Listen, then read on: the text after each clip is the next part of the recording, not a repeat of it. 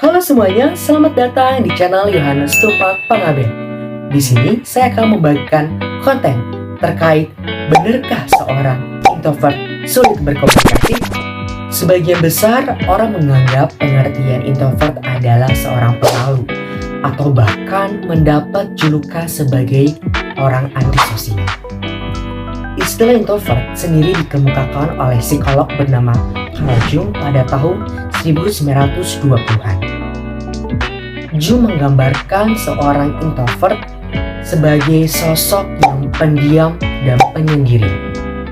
Namun, anggapan introvert seorang pendiam sebenarnya tidak lagi tepat, karena mengutip headline, orang dengan kepribadian introvert dapat memiliki elemen extrovert dalam kepribadiannya. Itu semuanya bergantung bagaimana atau pada situasi dan kondisi tertentu. Orang introvert terbiasa dengan memori jangka panjang yang tersimpan di luar kesadaran. Artinya, bahwa orang introvert tidak terbiasa dengan memori kerja yang tidak butuh proses lama untuk mengaksesnya.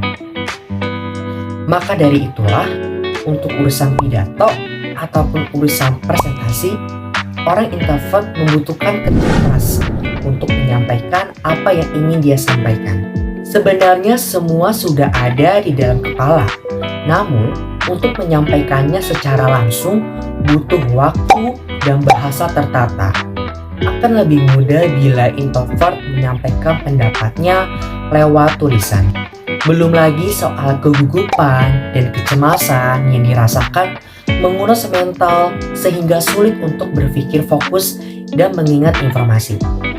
Yang pada akhirnya faktor-faktor inilah yang membuat bagi seorang introvert sulit berkomunikasi dengan orang lain. Menurut artikel Halodoc, memang tidak semua introvert pemalu pendiam. Namun pada umumnya, bila tidak mendesak atau dibutuhkan, introvert tidak suka berbicara. Mengapa introvert tidak suka berbicara? Itu didasarkan pada menurut artikel Halodoc, yaitu yang pertama adalah lebih idealis. Karena perjuangan untuk mencerna dan menyampaikan kembali membuat para introvert itu lebih senang menuliskannya ataupun memberikan pendapatnya. Hal ini karena berpikir terlalu keras atau memaksa mengatakan sesuatu hanya membuat introvert ini menyampaikan hal yang sebaliknya. Jadi mereka lebih banyak untuk menulis daripada mengungkapkan berupa kata yang dalam bentuk bahasa. Yang kedua, senang di tempat tenang. Para introvert membutuhkan ketenangan untuk mendengarkan dirinya sendiri berbicara dan melakukan perenungan ataupun melakukan hal-hal yang tenang. Kebisingan yang berlebihan dapat membuatnya frustasi atau merasa tidak nyaman.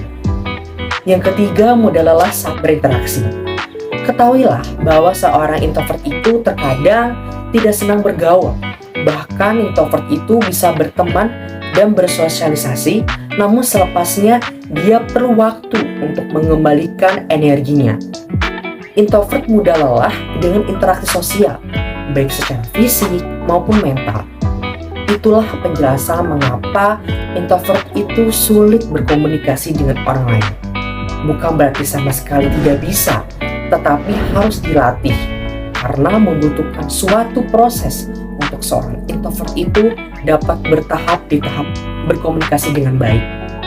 Oleh karena itu, untuk mengasah kemampuan berkomunikasi bagi seorang introvert, pengetahuan dan pengalaman saya itu dapat dijelaskan sebagai hal berikut. Yang pertama, mengikuti komunitas organisasi atau perkumpulan. Jadi, seorang introvert harus membutuhkan suatu organisasi atau komunitas untuk membantu dirinya mengasah kemampuan berkomunikasi. Selain itu juga, dari adanya perkumpulan, organisasi, atau komunitas itu membuat seorang introvert itu secara tidak langsung dapat mengasah kemampuan berkomunikasinya baik dalam hal kecil maupun dalam hal besar. Yang kedua, jangan keras pada diri sendiri. Apabila orang introvert mengikuti organisasi, komunitas, ataupun perkumpulan, itu haruslah berasal dari dalam hati. Karena apabila itu dipaksa, akan membuat tekanan yang ada pada diri.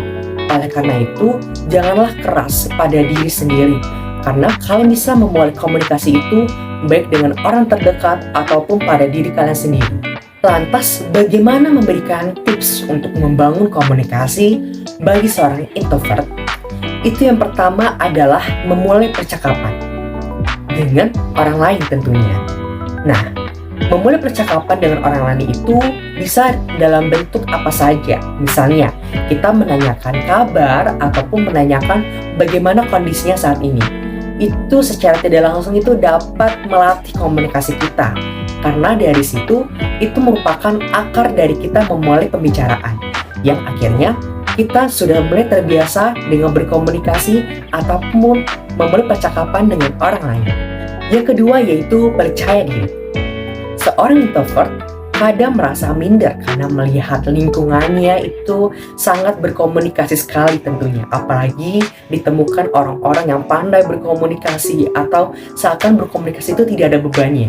Nah, untuk orang introvert, itu mereka harus memulai percaya diri dengan membangun bahwa sebenarnya mereka bisa untuk berkomunikasi. Karena sejatinya, setiap manusia memiliki hak untuk berkomunikasi. Tidak hanya dimiliki orang kepribadian extrovert ataupun ambivert, tetapi orang introvert itu memiliki kesempatan untuk berkomunikasi. Melalui apa? Dengan membangun rasa percaya diri, sehingga dengan hal itu dapat menjadi terbiasa. Kesimpulannya, orang dengan kepribadian introvert dapat memiliki elemen ekstrovert dalam kepribadiannya, bergantung pada situasi dan kondisi tertentu. Meskipun demikian, memang sebagian besar membutuhkan waktu, proses, dan bahasa tertata bagi seorang introvert untuk menyampaikan apa yang ingin disampaikan. Karena orang introvert terbiasa dengan memori jangka panjang yang tersimpan di luar kesadaran. Belum lagi soal kegugupan dan kecemasan yang dirasakan. Namun, itu semua dapat diatasi apabila diasah atau dilatih dalam berkomunikasi dengan orang lain, dan tips yang saya berikan merupakan salah satu bentuk untuk membangun komunikasi dengan orang lain. Demikian konten saya hari ini. Semoga dengan adanya konten ini kita semua dapat membuka mata bahwa setiap manusia memiliki kepribadian dan cara atau berkualitas komunikasi yang berbeda. Sekian dari saya, terima kasih dan jangan lupa untuk like, subscribe, dan share konten ini. Sampai jumpa.